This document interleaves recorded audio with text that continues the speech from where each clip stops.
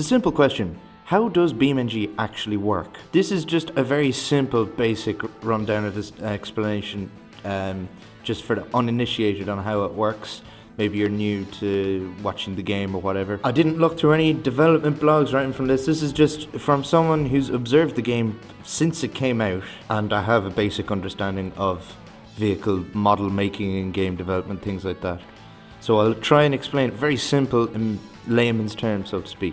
So obviously the most obvious thing to talk about is the deformation. The first thing I'll discuss is the mesh, right? So if you press Control B, you get the beam sort of visualization here, right? And you notice they actually line up with the nodes. You can think of the nodes and even just the points where the mesh crosses as a hinge, right? And the vertices bend around these points, and depending on what material it is will change how this behavior manifests, right? So if you have something made of metal like this, you'll bend it, and depending on the force, it'll snap back, but not completely, and it'll leave a crease. If you take something plastic, however, like this front bumper, you can bend it and it might snap off somewhere, but it will return to its original shape, like plastic would. Another thing is the tire model. So I'm going to raise the car up here because this thing is kind of low. Why is my mouse not doing anything? Oh, my mouse is what disconnected. So this is something that has been a bit of a criticism for BeamNG in the past while. It's very simple, and previously the tires used to be completely firm and very slippery. And a slight Easter egg, there was a constant criticism in the forums that the cars drove like they were on ice. And at various points around various maps, not always in English, but there'll be text saying the cars drive like they're on ice. There's graffiti, and then if you look on the Italy map, the quote in Italian from the Chevette founder just translates to the cars drive like they're on ice. Just a little fun bit of BeamNG lore for you there. But even though the tire 3D models are very simple, it's still a very effective tire model, because unlike a lot of driving sims, it does actually simulate the elasticity of the rubber, and you can get an actual real puncture. Although the puncture simulation is very simplistic, as you can see, it'll just make a section of the tire disappear, and the rest of the tire will behave like a flat tire. But also, because it's kind of bumpy, you get a few moments when you're driving where the road sensation isn't entirely accurate. And also, there's no tire thermals or anything like that, or tire wear. Again, that's stuff that they're working on, and they've been open about the fact that they're working on. So hopefully we'll have a slightly more up-to-date version of that whole system soon enough. And you can see how each beam in the mesh is actually categorized. If you're looking for a part of the car that's flowing away from it and you don't know where it is, this is actually a nice simple way of finding it, although you do have to cycle through a lot of options here. Although you can get rid of some of these on the cycle list here. Brake groups. These are all the things that can be broken, like parts separated from each other, which is when you go to fun stuff and go break all brake groups. Where is it? Brake. There we go. That's everything. You can also look at the beams in the suspension, and you can basically see what the game sees the suspension to be as opposed to what it shows the suspension to be. And you can see the body of the vehicle is factored into the spring and the dampening. That's because not only does it simulate the damage, but the other benefit of having this model is it can actually simulate the flex in the vehicle, which is why you can get such a really clear tactile feeling when driving these cars with a wheel. And it's why I am a firm believer this is going to be the most realistic sim on the market once they've figured out all of the racing side of things. Beams and nodes are actually quite similar to how the AI paths work.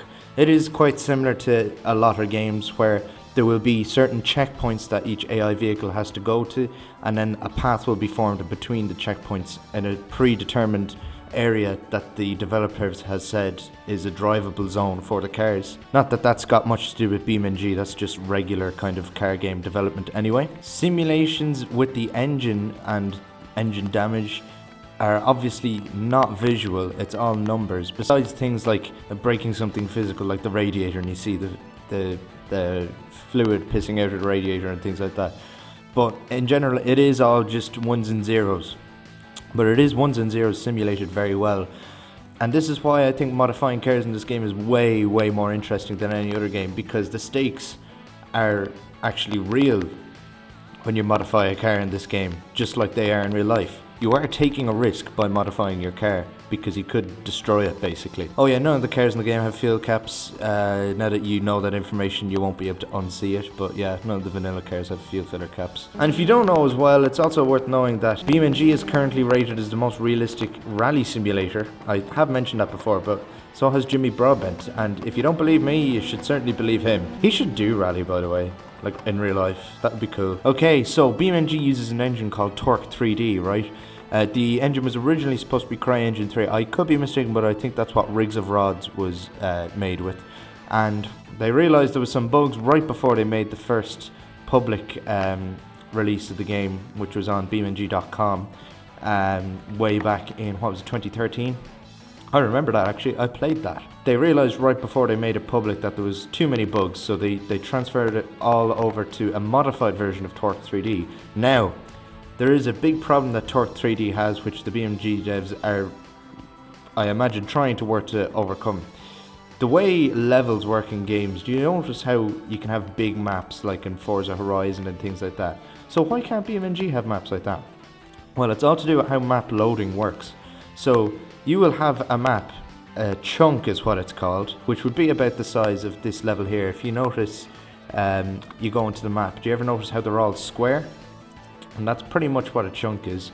When you're in a game and you're driving around on a map, it will obviously have your chunk loaded, and then whatever chunks you are closest to on the surrounding edges of the chunk you're in loaded as well. So that way it's a smooth transition across from one chunk to the next, and it gives the impression that the entire map is loaded in all the time, that everything is there. And that's why sometimes if you're ever in a game like Forza Horizon and you fly up into the air, you see giant squares of the map disappear. But Torque 3D does not allow for that, which is why maps like the Rowan County map, whatever it is, it used to be called 144 square miles of Tennessee, I can't remember what it is now.